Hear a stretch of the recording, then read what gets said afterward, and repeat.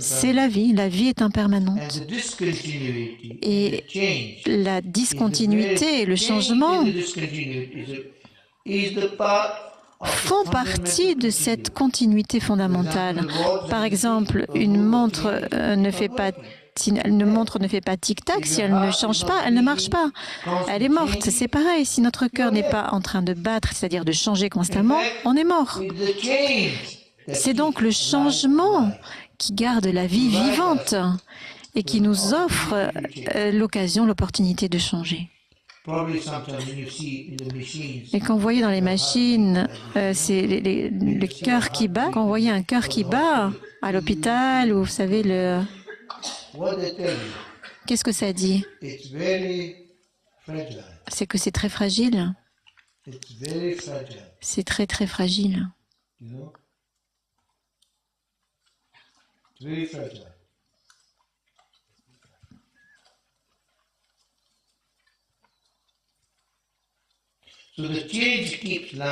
Donc c'est le changement qui garde la vie vivante et qui nous donne l'occasion de changer. Ce serait un bon slogan, c'est « changer ou mourir ».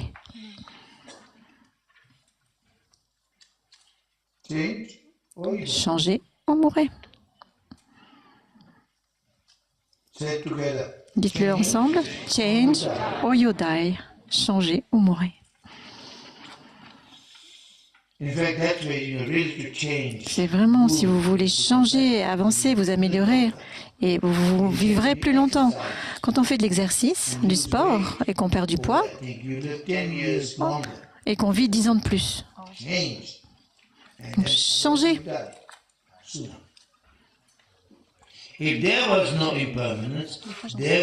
Donc, s'il n'y avait pas d'impermanence, il n'y aurait pas de progrès ou de changement et il n'y aurait pas de possibilité de s'améliorer. Reconnaître l'impermanence nous libère de la peur de rester pour toujours coincé dans les situations, les habitudes ou les schémas. Reconnaître l'instabilité des causes et des conditions nous conduit à comprendre notre propre capacité à transformer les obstacles et fait que l'impossible devient possible.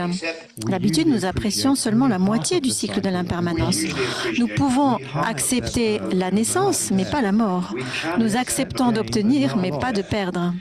La véritable libération vient du fait d'apprécier que tout le cycle dans son entier et de pas seulement saisir les choses qu'on trouve agréables, nous accrocher aux choses qu'on trouve agréables. En se rappelant que de l'impermanence et de l'aspect changeant des causes et des conditions, à la fois positives et négatives, nous pouvons les tourner à notre avantage. La richesse, la santé, la paix, la gloire ne sont que des aspects temporaires, aussi temporaires que leurs opposés. Si vous vous sentez désespéré, rappelez-vous de l'impermanence et vous n'aurez plus aucune raison d'être désespéré, parce que ce qui cause votre désespoir va aussi changer. Par-dessus tout, ce que nous enseigne l'impermanence, c'est de lâcher prise de l'attachement, parce que l'attachement est la chose qui nous amène souffrance et douleur. Tant que nous pensons que les choses que nous aimons sont permanentes, nous continuerons à nous accrocher à elles. Et nous aurons de l'attachement, ce qui est un amour un peu gluant, vous voyez, un peu boueux, un peu collant. C'est un amour qui est affecté, qui est teinté de notre propre insécurité. Ce n'est pas un amour pur, l'attachement. Il y a beaucoup de nous là-dedans, dans cette façon d'aimer. Il y a toutes nos peurs et tout ça. En fait, lâcher la saisie, pouvoir lâcher la saisie, j'en parlais à Alison il y a un certain temps, il y a quelques semaines. Elle a passé un moment difficile, il y a ces vieilles histoires qui remontaient encore et encore, et puis tout d'un coup, avant j'étais doux avec elle, compréhensif, je la consolais, je disais ma pauvre, je l'encourageais, et cette fois-ci, c'est sorti tout seul. Je lui ai dit, mais tu es en train de saisir. Tu saisis. Et ça l'a bien secoué, d'une bonne façon.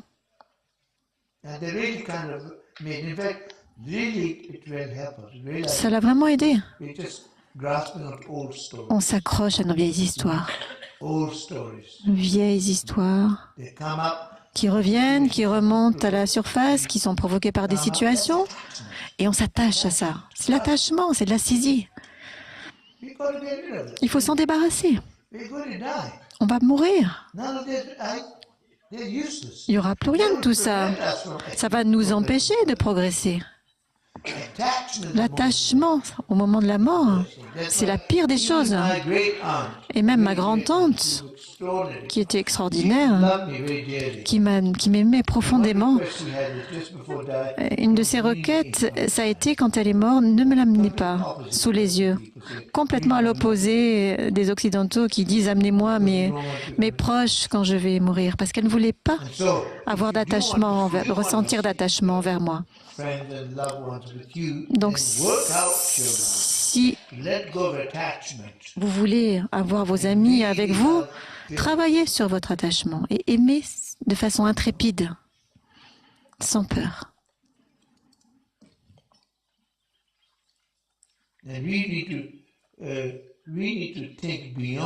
Il faut vraiment aimer au-delà du changement. Les choses vont changer, vous savez, de toute façon. Et des fois, les gens disent, quand on exprime son amour, parfois, à des gens, des personnes,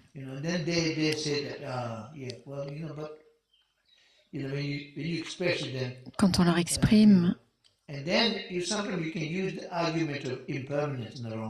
on peut on peut citer l'impermanence à mauvais escient, dire de toute façon tout va changer, tout va passer, ce sera jamais la même chose. Ça, c'est une façon de perdre courage et de ne pas faire confiance en l'amour. Et c'est pas comme ça qu'il faut comprendre l'impermanence. Bien sûr, tout change, bien sûr, tout est impermanent, mais ça ne veut pas dire que l'amour ne change. L'amour peut être quelque chose qui va au-delà du temps et de l'espace. Vraiment. Vous comprenez? Donc, il faut vraiment lâcher l'attachement, mais pas l'amour. C'est clair? C'est très important, ça.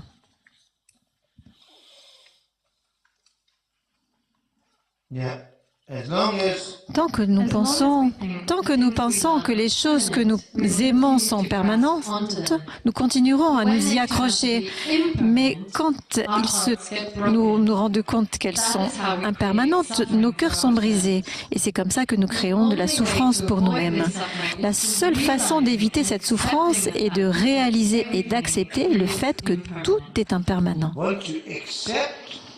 Une fois que vous avez accepté et que, en un certain sens, vous avez lâché votre attachement, alors il y a quelque chose de beaucoup plus beau qui en ressort. Comme les nuages s'en vont, quand les nuages s'en vont, alors le ciel et le soleil brillent. Par exemple, si vous savez qu'une banque est en faillite, alors vous n'allez pas investir votre argent dans cette banque. De la même façon, si vous réalisez que les choses sont impermanentes, alors vous n'allez pas investir un attachement fort dans ces choses parce que vous savez que ça va vous amener toujours plus de souffrance. Donc vous savez que c'est impermanent, que ça ne va pas durer. Et si à chaque moment vous dites ça va changer, c'est pas ça qu'on dit. Il faut profondément, en profondeur, accepter le changement et l'impermanence, mais vivre, apprécier tant que c'est là, l'apprécier pleinement. C'est pas se dire à tout instant oh ça va changer, c'est impermanent, ça restera pas. Vous comprenez la différence?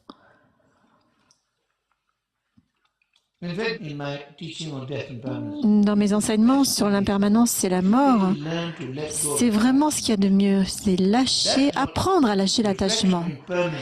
Et c'est ça que vous enseigne cette réflexion sur l'impermanence. Ça vous apprend à lâcher l'attachement. Ce que la mort vous enseigne, c'est ce que la mort vous apprend, c'est à faire le tri dans vos priorités. Si vous réalisez que les choses sont impermanentes, alors vous ne mettrez pas, vous n'investirez pas un attachement si fort.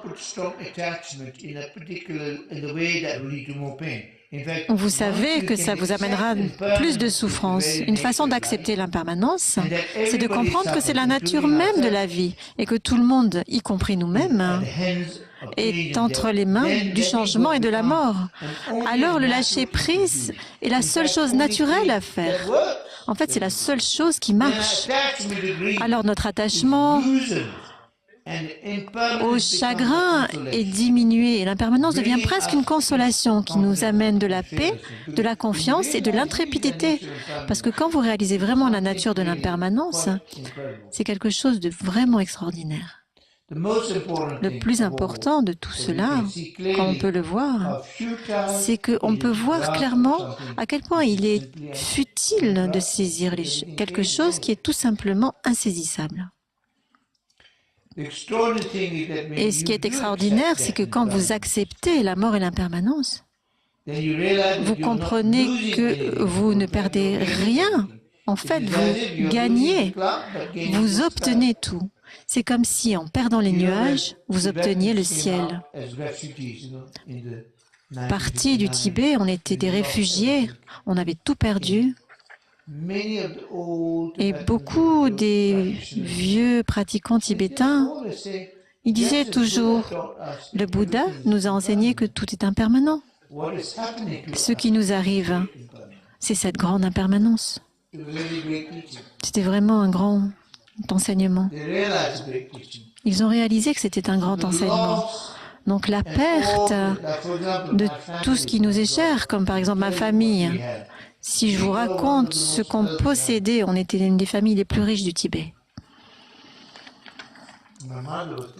Ma mère me disait qu'on avait 9 temples. Il y avait 9 temples sur un étage, avec des centaines et des centaines de chevaux. Et on avait des boîtes remplies d'argent. Et on a tout perdu.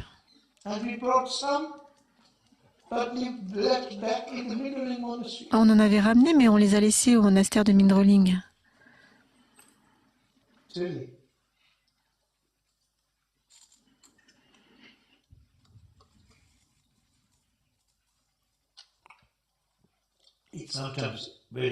C'est très intéressant. Pourquoi est-ce qu'on a tout perdu? On aurait pu ramener des choses, mais c'est l'attachement.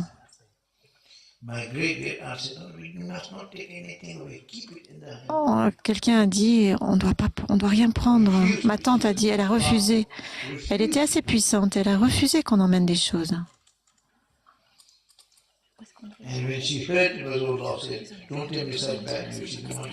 Et elle a dit le laisser au monastère, et quand elle a appris que ça avait disparu, elle a dit ne m'en parlez pas, je ne veux pas en entendre parler. Mais on a dû traverser tout ça, nous les Tibétains.